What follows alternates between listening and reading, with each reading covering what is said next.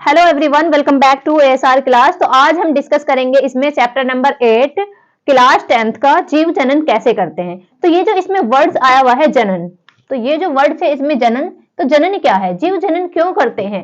तो जीव इसमें हम लिख देंगे कि वह प्रक्रम जिसमें जीव अपनी संख्या में वृद्धि करने के लिए जनन करते हैं उसको हम क्या कहते हैं, जीव जनन कहते हैं।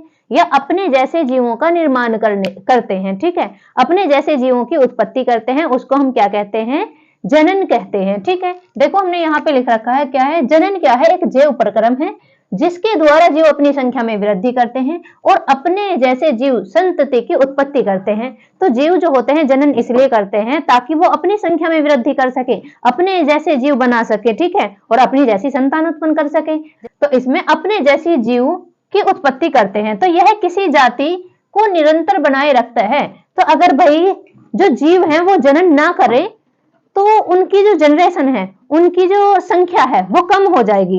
तो इसीलिए अपनी संख्या में वृद्धि करने के लिए और अपनी जो जाति है, अपनी जाति को निरंतर बनाए रखने के लिए, अपनी जाति को निरंतर बनाए रखने के लिए क्या करते हैं, जीव जनन करते हैं।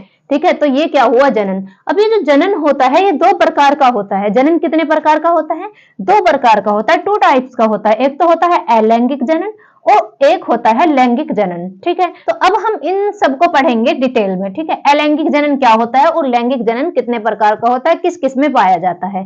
ठीक है, चलो तो हम इसे हटा देते हैं यहाँ से, एक चार्ट के थ्रू समझने की कोशिश करेंगे जनन क्या होता है, ये कितने प्रकार का होता है और किस किस विधि द्वारा जीव अपने जैसे जीवों की उत्पत्ति करते हैं। ठीक है, चलो अब देखो, सबसे पहले जनन क्या है भाई।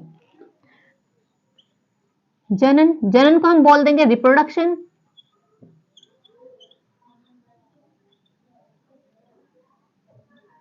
रिप्रोडक्शन। अब ये जो जनन होता है कितने टाइप्स का होता है, टू टाइप्स का होता है। कौन कौन सा हो जाएगा, यहाँ पे हम लिख देंगे अलैंगिक जनन और लैंगिक जनन। कौन कौन सा जनन हो जाएगा, लैंगिक जनन और अलैंगिक जनन। कहेंगे अलैंगिक जनन,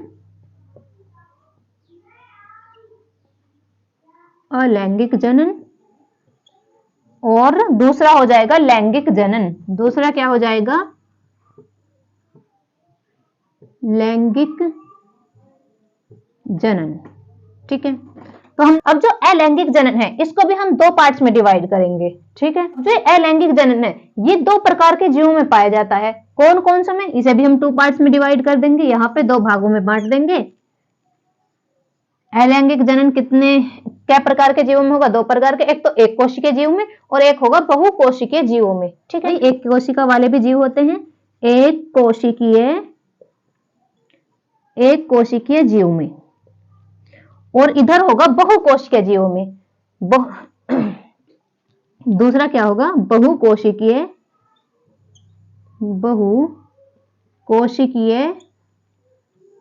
जीवों में। अभी लैंगिक जनन दो प्रकार से हो रहा है, एक तो एक कोशिकीय जीवों में और एक हो रहा है बहुकोशिकीय जीवों में। ठीक, जो एक कोशिकीय जीव है इनमें किसकी विधि द्वारा, विखंडन द्वारा जनन होगा। ठीक है, किसके द्वारा, विखंडन द्वारा। और वो जो विखंडन होगा टू टाइप्स का होगा, एक तो होगा द्विव विखंडन और एक होगा बहुविखंडन। तो हम इसमें जो एक कोशिकीय जीवों में जो जनन होता है वो किसके द्वारा होता है, विखंडन द्वारा, विखंडन द्वारा। ठीक है, अब ये जो विखंडन है ये भी टू टाइप्स का होगा, हम विखंडन को भी टू पार्ट्स में डिवाइड कर देंगे भाई। विखंडन जो होगा द्विखंडन,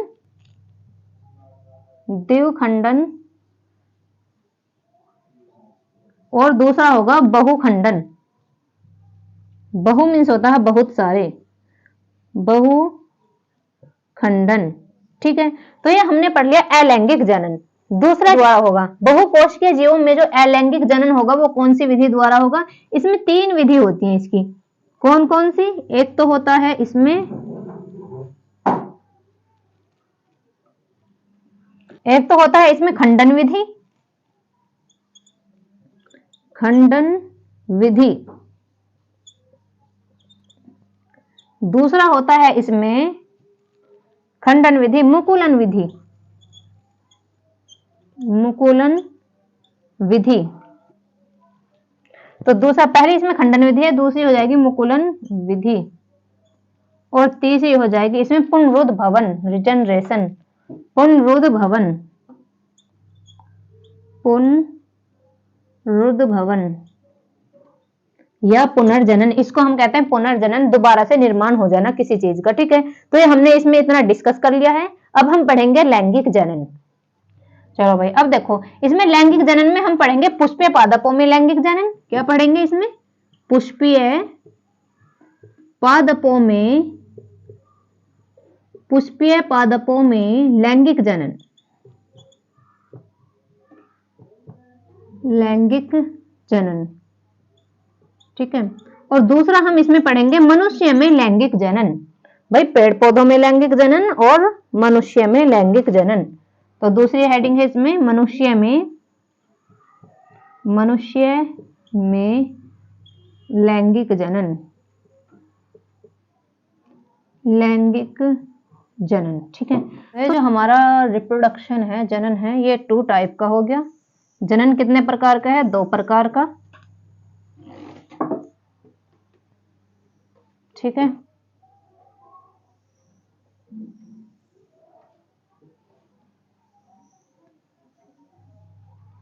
जनन क्या है? 2 प्रकार का होता है जनन। एक तो होता है अलैंगिक जनन और एक होता है लैंगिक जनन। ठीक है, तो अलैंगिक जनन में हम क्या क्या पढ़ेंगे? एक कोशिकीय जीव में अलैंगिक जनन और बहुकोशिकीय जीवों में अलैंगिक जनन। ठीक है, तो जो एक कोशिकीय जीव है इनमें भी जो लैंगिक जनन होता है, अलैंगिक जनन होता है, वो 2 प्रकार से होगा। विखंडन के द्वारा होगा। ठीक है, फिजन के द्वारा होगा। एक तो होता है द्विखंडन और एक होता है बहुखंडन।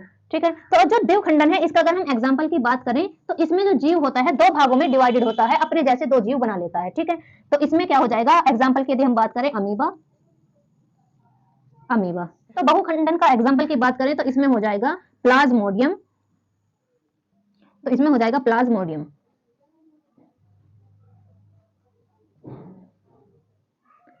प्लाज्मोडियम मलेरिया परजीवी। ये क्या होता है? मलेरिया परजीवी, मलेरिया परजीवी।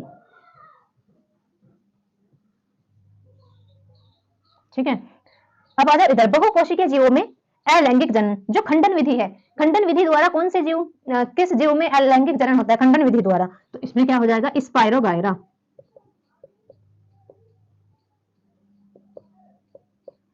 भाई इसे कहते हैं काई। तो मुकुलन विधि किसमें पाई जाती है? मुकुलन विधि पाई जाएगी हाइड्रा में। अगर इसके एग्जांपल की बात करें तो इसमें हो जाएगा हाइड्रा, हाइड्रा में। और पुनरुद्भवन जो होता है ये पाया जाता है हाइड्रा में और प्लेन एरिया में। तो पुनरुद्भवन जो होता है ये पाया जाता है हाइड्रा में, हाइड्रा और प्लेन एरिया,